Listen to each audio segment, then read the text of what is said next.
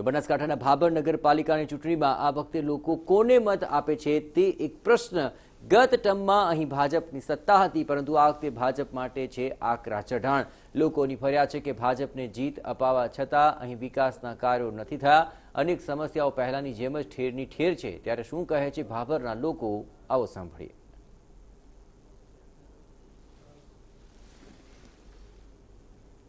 બનાસકાંઠા જિલ્લાની 3 નગરપાલિકાઓ પૈકી ભાભર નગરપાલિકાની ચૂંટણી છે। આમ તો ભાભરની 14,000ની વસ્તી પોતાના જનપ્રતિનિધિઓ નક્કી કરશે, પરંતુ લોકોનું શું કહેવું છે તે જાણવા માટે અત્યારે આપણે ભાભર નગરપાલિકા મત વિસ્તારમાં પહોંચ્યા છીએ। તેમની સાથે વાત કરશું કે છેલ્લા 5 વર્ષમાં ભાજપની આ જે બોડી હતી તેમણે તેમની આશા અપેક્ષાઓ પૂર્ણ કરી છે કે કેમ। ખાસ કરીને આપ જણાવો, 5 વર્ષમાં જે શાસન રહ્યું કેટલો સંતોષ છે? ભાભરની જનતાએ ગઈ વખતે ભાજપને અહીંયા નગરપાલિકામાં 24માંથી 24 સીટો આપેલી। એ 24માંથી મને લાગે છે 5-7 કોર્પોરેટર સિવાય બીજા કોર્પોરેટર તો નગરપાલિકામાં પ્રવેશ્યા જ નથી।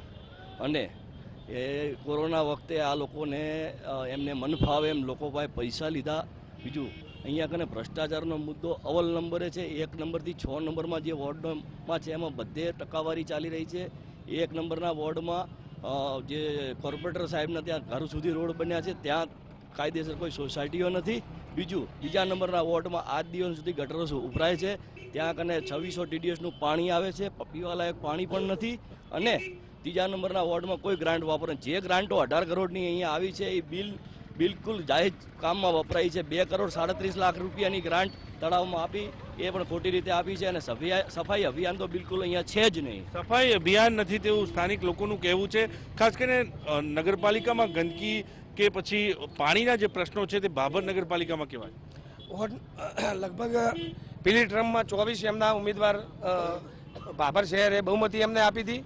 એના પછી વોર્ડ નંબર 3 ત્યાં અહીંયા એક સંપનું ટોકું મેલેલ છે, ત્યાં અહીંયા લગભગ બેદરકારીના કારણે જાણે અહીંયા લગભગ 1 કિલોમીટરનો ઘેરાવો છે, એ ઘેરાવામાં ટોકું ઉભરાય ત્યારે કેર કેરમાં પાણી ગંદકીની એટલી સમસ્યા છે કે આ 2 ફોર્મ થઈ જશે। બીજા મારો પ્રશ્ન એવો છે કે વોર્ડ નંબર 4માં નગરપાલિકાના પ્રમુખ ત્યાં વિસ્તારના આવે છે, એના મલેતિયાને અહીંયાની જે કોન્ટ્રાક્ટર આપેલ છે, 24 ઉમેદવારમાં જે ચૂંટેલ હતા એમની 10-10 હજાર રૂપિયાનો કોન્ટ્રાક્ટર જોડે એમની હપ્તા લીધેલ છે। હપ્તા લીધેલા છે તેવો આક્ષેપ કરી રહ્યા છે। ખાસ કરીને કાકા આપ જણાવો, ભાભર નગરપાલિકામાં 5 વર્ષમાં આપની આશા અપેક્ષાઓ સંતોષાઈ છે કે કેમ? સાહેબ, હજી કોઈ અપેક્ષા ભાભર નગરમાં જઈને તમે પૂછો તો ખ્યાલ આવે, હજુ સુધી કોઈ પણ અપેક્ષા પૂરી થઈ નથી। બીજું કે ભાભરની પબ્લિકે મન બનાવી લીધું છે કે આ વખતે ચેન્જિંગ જુએ જ છે। અમારા ભાભરમાં ભાઈઓને પૂછો, બહેનોને પૂછો, માતાઓને પૂછો, બધાએ આ પણ કહ્યું છે। એટલે મહેરબાની કરીને આ વખતે ભાભર ભેગી પબ્લિક રહેવાની છે, એમાં કોઈ બે મત નથી। ભાભર નગરપાલિકામાં ક્યાંક ને ક્યાંક સત્તાધારી પક્ષ સામે આક્રોશ છે। ખાસ કરીને આપ જણાવો, જે પ્રકારે 5 વર્ષનું શાસન રહ્યું તેનાથી કેટલો સંતોષ છે આપને? બિલકુલ નહીં।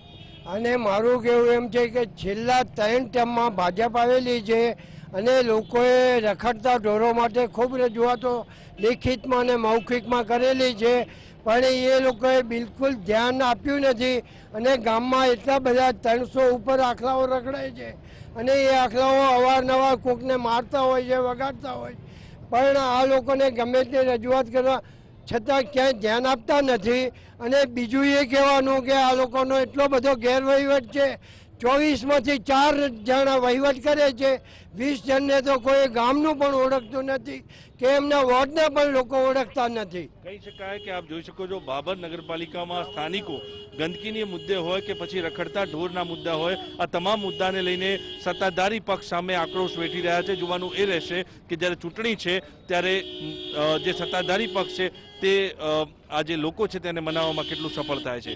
કુલદીપ પરમાર, TV9